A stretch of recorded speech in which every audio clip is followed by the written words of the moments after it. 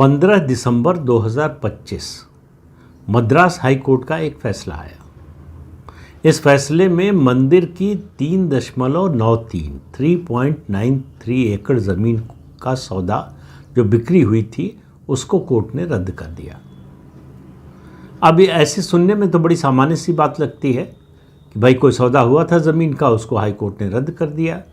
इसमें मंदिर का मामला आ गया तो इसलिए थोड़ा और लोगों का ध्यान चला गया। लेकिन इस पूरी खबर को समझिए तो आपको समझ में आएगा कि देश में हो क्या रहा है, बल्कि क्या हो रहा था और क्या अभी तक हो रहा है। ये मामला है 1990s का, तमिलनाडु के अरुलमिगु अन्नामलाई नाथर मंदिर का मामला है। ये उसकी ज़मीन उसके मुख्य ट्रस्टी ने बेच दी। तमिलनाडु में एक हिंदू धार्मिक और धर्मार्थ बंदोबस्त बोर्ड है, उसके अधीन आता है ये सब, मंदिर की संपत्तियों का संरक्षण। लेकिन वो मालिक नहीं है उसकी, ये बात हाई कोर्ट ने दोहराई। वो उसका काम यह है कि मंदिर की जो संपत्तियां हैं उनको भक्तों और भगवान के हित में कैसे उनका इस्तेमाल हो, कैसे उनका प्रयोग हो। लेकिन मंदिर के ट्रस्टी ने 1990 में ये ज़मीन बेच दी।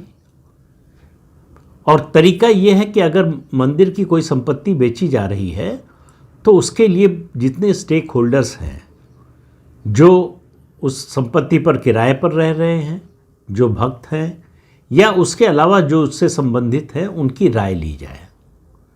तो यहाँ उल्टा किया गया, पहले उसकी नीलामी की गई ज़मीन की और उसके बाद उनकी राय ली गई। तो पहली इलीगैलिटी जो है, पहला गैर कानूनी कदम कोर्ट ने कहा कि ये उठाया गया, कि जो काम पहले होना चाहिए था वो बाद में हुआ।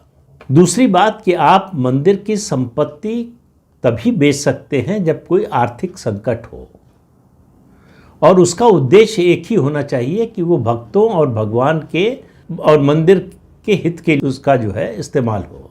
ट्रस्टी ने क्या कहा, ये ज़मीन हम बेच रहे हैं, इसको बैंक में जमा करा देंगे, उससे जो ब्याज आएगा उसका इस्तेमाल मंदिर के लिए होगा।